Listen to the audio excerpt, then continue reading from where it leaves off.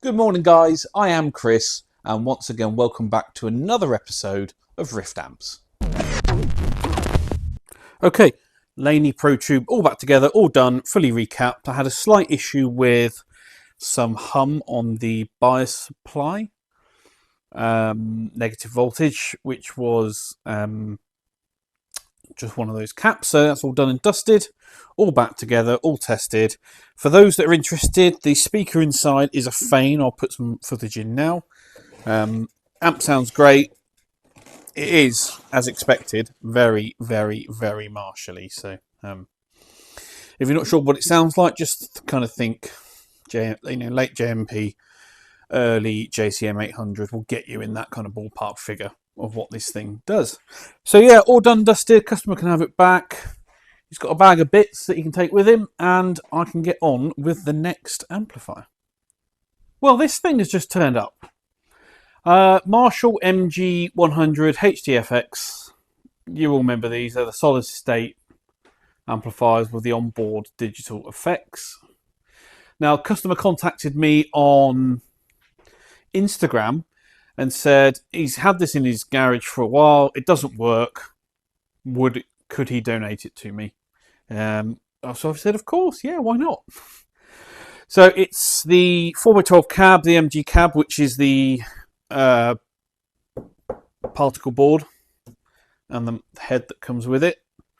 He says it's not working. He didn't have time to look at it and fix it.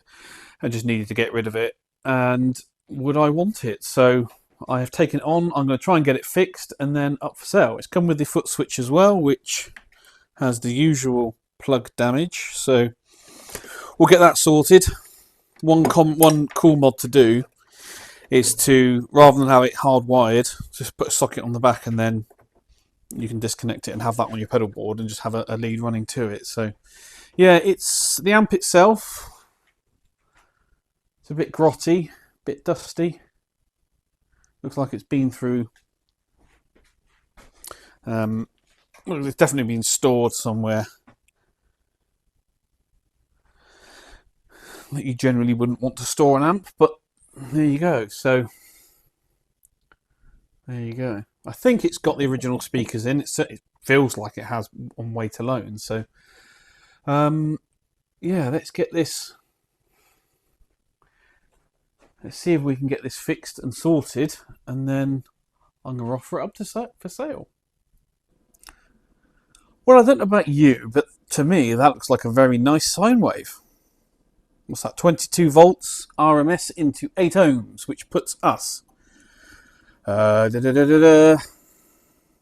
60 watts, and these are rated 100 watts into 4 ohms, so that's about right actually. It seems to be working. I think the issue is the master volume control, because I can make it do all sorts of fun things. If I just tap, I'm just tapping, and you can see it's playing up. So I think we've got dirty pots. And look, it's dead. Let's come back.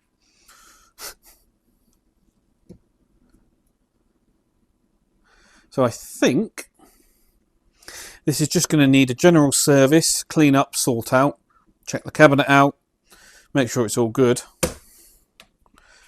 And then this one, it might be as easy as that. Well, she's much, much cleaner on the inside than she is on the outside. I don't really see much,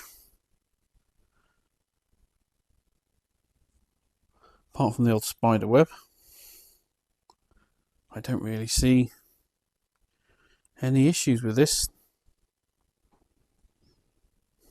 That's the DSP unit with all the onboard effects. This is going to be an easy one. Clean the pots and sockets, soak test it.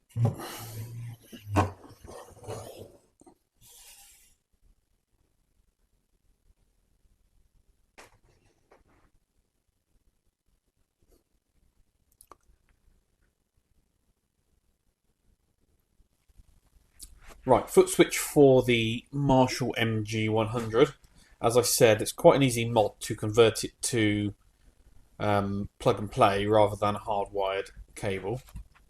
All you've got to do is you need a TRS cliff socket, and you just match the wires up as per the original wiring. So on this particular one, the channel switch, which was the red wire, which is the tip, and all that does is shorts it to ground, and the blue wire is the DFX, turn your effects on and off, and then yellow, the two connected together, is your sleeve or ground, as it were. So tip ring sleeve, red, blue, yellow. That's how they're wired. Again, you just do it with a simple cliff jack, and then you can get your own stereo guitar cable or whatever you need, because it's there's no power or current running through this. It's literally just dumping a signal to ground. So quite easy to do. And then bolt all that together, and it works. Okay, 6G3 Deluxe is on the bench, fired up, and is working great. No issues with it at all. Nice and quiet, good volume, good tone. Because the rear faceplate isn't here yet, I've just tacked in the mains cable, so ignore that, because to put the faceplate on, I've got to take the fuse holder out, which means I have to unsolder it. So I've just tacked it all in place just briefly, but there you go, 6G3 Deluxe. All good, pretty much ready to go. So half power switch, as I mentioned before, and yeah, wait on the face plates. This particular one is a head, so it'll go into its cabinet, and then customer can have it. But yeah, really happy with that build, and I can now crack on with the rest of them. Ainsley Progress, right? So I've got a million of these to build, so I don't really know how many I actually need to show you. But this particular one, board is in. I've wired up the sockets on this side, and the reverb in and out there. The effects loop is there, which has got to go in. The control side is now done, bar the input and the dual light. And I've just got the rest of the mains transformer wiring to do, the heaters, and then we can fire this one up, and we can get Ainsley to come and sign it off. So yeah, good progress on this one. Quite happy with it. And I've just started on the next one in the queue. So transformers and sockets mounted to the chassis. So everything's done on there, and I've got one more grounding point to put in. Then we can start the initial wiring in this before we start doing the other things. I've got to make the board up, which might be a job for today or early next week. We will see. But that one is coming on too, and then we need to get on with more and more and more and more of them. So yeah, it just doesn't stop with the Ainsleys, which is a good thing. It is a good problem to have. It just never stops. It's incredible. Anyway, I showed you the 6G3. I've decided I'm not entirely happy with the grounding scheme on it. It can be better, so I'm just going to... Thankfully, it's a quick fix. I just need to make a couple of... I'm just going to add one or two extra wires to get that one sorted. And these should be around 20 watts output. Now, this one is doing some 17 to 18, so it is overdriving slightly earlier. I need to look into that, because even though these are renowned for their overdrive tone, if they don't have a good clean tone, they're pretty much useless. So we need to make sure we get that exactly right. I think I know where I need to go with it, but just requires a couple more hours tweaking before I can actually sign this one off and give it to the customer. So yeah, that's that one.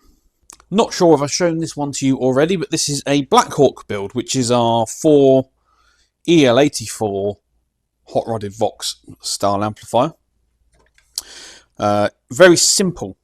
No onboard effects. It's just we've got the input here. We've got a gain, volume, treble and bass, a master volume, and a cut control, and that's it. Very simple. If you want that kind of hot rodded train wreck style thing going on. This one's going in a combo and will be going to, where's it going to? It's going to Norway. It's going to a dealer in Norway. So yeah, making good progress on this. I've actually run out of the EL84 sockets, the one with the spring retainers. So I've got some of those on order. GZ34 rectifier on these. Because there's not much going on, you get loads of free chassis space. It's actually the same chassis I use for the Ainsley, but we just drill it differently. Same for the wheelhouse as well, actually. So yeah. That one's making good progress. You can see the board's done. Got my underboard wiring done.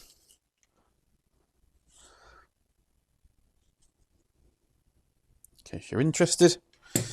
So that's another one that's on the go. I'm sure most of you saw on our social media that I've taken the difficult decision to discontinue the EL34 pedal. This was our first pedal that we did. Our first foray into the pedal market, which you guys seem to love, and we've done so well out of this. We never expected to sell as many as we did. Basically, I've run out of the face plates, the control plates for the front. They're black anodized and they're screen printed. And when I first had them done, they were expensive. They were really expensive, but it was worth it because it was a really good quality design and finish. We've used them all up, all 250 of them. I went back to our supplier to reorder some more. I wasn't going to order 250 because that it'd take forever to sell those, and even if I did order 250, the price has more than doubled on them, as is the UK at the moment. So, and smaller runs, if I wanted to do 100 or just 50, even more expensive, which would put the the sale price of the pedal well over 300 quid, which I don't think is right. So I've taken the decision to call it a success at 250 units sold, and retroactively make it a limited edition. So that one is now discontinued. So goodbye, old friend. We enjoyed playing with you. Good pedal. The Elysium's going nowhere. We've got a different way of doing those. But the EL34 is now discontinued. So the Marshall MG is now done. It's sorted. The inside was the easy bit. Cleaning the outside was absolutely awful. It's come up quite nice. It's got some battle scars to it, but nothing bad. But I'm just going to overlay some footage now of when I was cleaning that Tolex, what it looked like. Absolutely disgusting. The stuff that coming off it was just foul. Thankfully, it's all good now. So I am going to put this up for sale, but as it was donated to me free of charge by the customer, I think it's only fair that any proceeds from this we give to charity. So I think that's what we'll do. So if you're interested in buying this, I'm asking £200 for the head and the cab, which is an absolute bargain. If you want to get yourself a 100-watt Marshall, oh, it is solid state, but it's still a good one, and a 4x12 cab, 200 quid. You come and collect it, it's yours, and I'll give the money to charity. So I think that's a fair way to do it. Marshall MG 100 HDFX. The only thing is, it's missing a knob cover, so never mind. But 200 quid, money to charity, that's yours. Well, that's it then, guys. Thank you very much for watching. You know I really appreciate every single one of you that tunes in on a Sunday morning to watch my videos. You don't have to, but you do. It really helps support the channel. Give this video a thumbs up. Subscribe if you haven't. It really does help me grow the channel. And put any comments down below. I do read them all, and if possible I will try and reply to them all as well, especially if they're positive and they are constructive and they offer good support and advice. Any trolling or anything like that I'm just going to ignore. So, but yeah, sorry it's a bit of a short one again this week. I've spent most of my time just at the bench building amplifiers.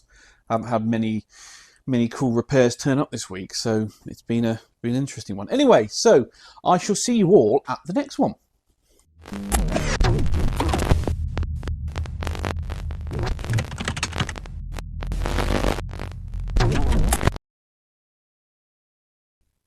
So some of you have asked about often you'll see these trophies in the background of my videos, or my helmet. I actually race a Master MX-5 Mark 1 here in the UK.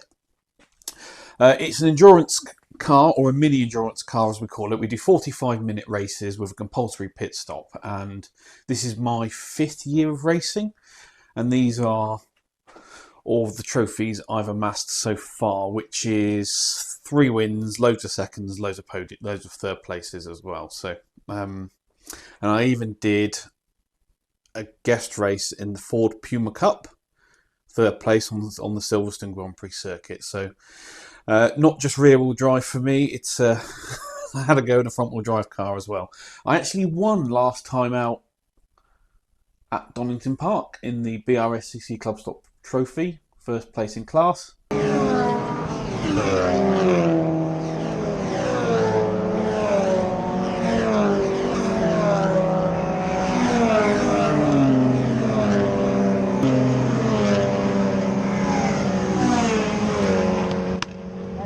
Got the hat and the trophy.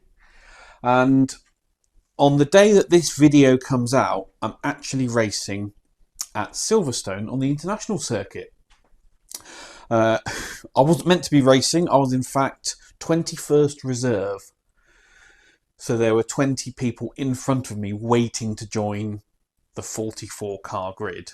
But somehow I got the call yesterday to say if there's a place on the grid if I want it. So I snapped it up. So the red car is coming out for another race, and see if we can get ourselves on the podium again.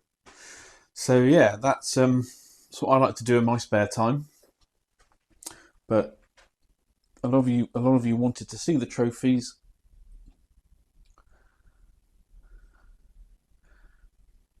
and so here they are.